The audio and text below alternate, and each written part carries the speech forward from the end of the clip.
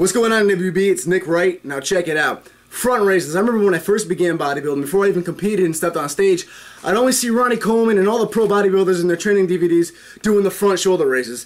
And as a beginner, not really understanding the muscles, not really understanding how the body worked, the biomechanics of it, I really had no idea what the heck they were targeting. I knew that the side laterals hit the side delts, the rears hit the rear delts, and the shoulder press hit the front delts. So what the heck are these doing for you? There's two different ways of doing these, two different variations. You might have seen some people lifting them upward as if they're toasting with a drink, like so. Or you may have seen people lifting them with their knuckles parallel to the floor, the more popular way.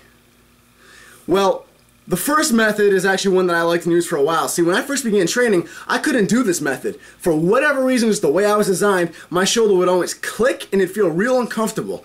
Just naturally, could never do it. So I always did it this style. And what this actually does is actually helps build up the strength of your rotator cuff. Now obviously your rotator cuff itself is just a joint, but the actual tendons that go along with it, it helps build up the core of that just a little bit, which can also help prevent injury.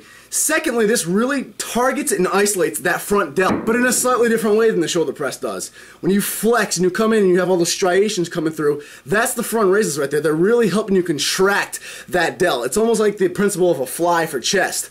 What the variation does is it brings all of the posterior right into the movement. You're hitting your side delt, you're even targeting your rear delts a little bit.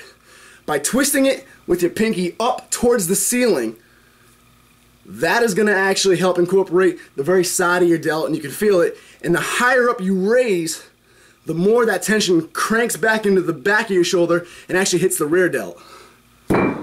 So those are the two variations. If you have issues with that movement, or you just want to really target the front delt, use it with your thumbs to the sky. If you want to really crank out all the heads of the delt like I need to work on this year, keep your pinkies tilted up towards the ceiling and raise them as high as you can. Remember guys, shoulders are a small muscle, so slow and controlled movement.